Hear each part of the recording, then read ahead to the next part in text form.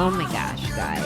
I did not realize that whatever I published this morning was only 14 seconds. I don't know where the whole show I did, and I don't want you to miss a single date. So I'm gonna pretend that I knew what I said this morning and start over. So the quote from May 21st, which I didn't realize today was the 21st in a clear fashion, but I think it's 36 is 3 years, 38 months without a bet for me today. I used to celebrate the 21st every month, and I guess now some days I forget. Anyway, how poor are they that have not patience? What wound did they ever heal by degrees? William Shakespeare. Do we often begin the day worrying about all that has to be done, even feeling unable to act because there's too much to do? When this happens, we are usually taking on too much. We are loading down the present with worry about the future and trying to do everything at once. We are forgetting about patience. We can only have one moment to live, and that moment is now. We cannot sustain life by taking tomorrow's breath today, and we can't make ourselves happy in this moment by trying to settle the next day's problems. When we take on too much, we can ask for help. This skill is a new freedom in our recovery. It's a way of accepting our limitations. Taking a single action towards our goal, we are doing what we can today, and we can let go of tomorrow.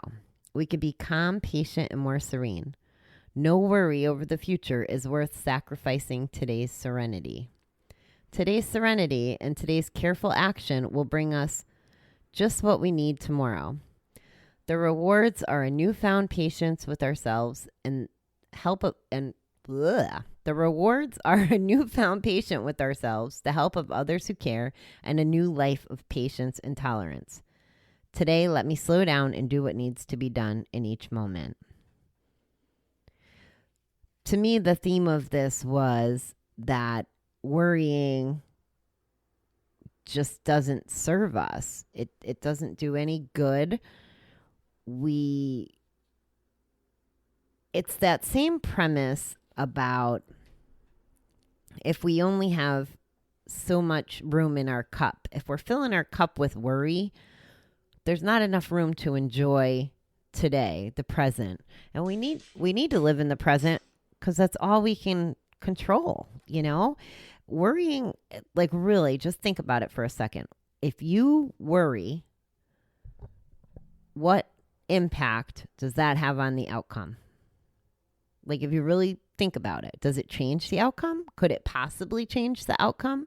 Is there any logic or proof that worry has ever served any outcome? Those were the things that I latched onto this morning about worry. And I looked up a couple quotes. Now, mind you, I have to tell you, I have to erase every email or every show because my computer just keeps telling me it's too full. So I don't have backups of everything. So that's why I had to start all over. But I did read a couple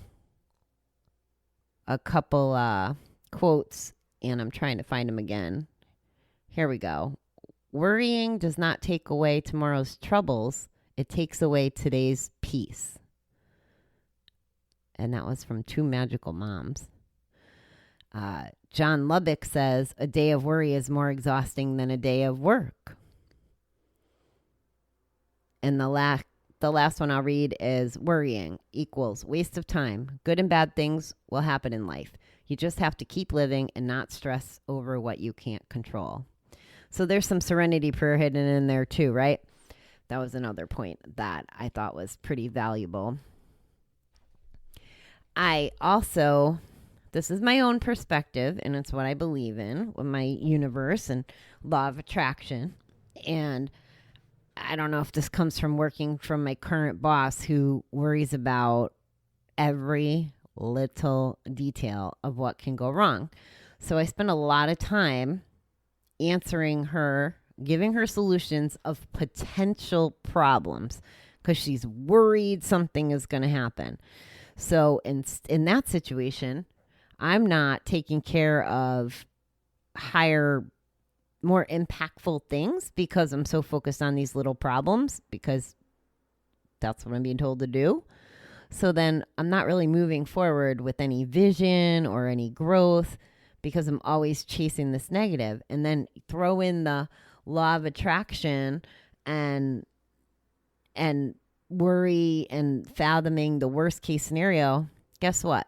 The worst case scenario sometimes happens, like more than I'd like. I don't want to tell you too much because I don't want you thinking that if you worry about something bad that it'll come out bad every time, but it sure feels that way to me at times. So yeah, my apologies for that not being fresh this morning. I can't believe I blew that. I hope that this serves you now, whenever you're listening. And luckily, it's evergreen, and I'm talking to you like it's every day anyway. And I know that you're listening. And even, those of you who are listening from Australia and Iran and all those fun places on the other side of the world, we're totally on 2 different time zones. So when I'm saying good morning, you're like, hey, it's my night. I mean, you're not yelling at me that way, but I know that it's not realistic and we're operating on my time. So I appreciate you putting up with me for that. Okay, I am going to run. I hope you don't worry about anything, and I will talk to you in the morning.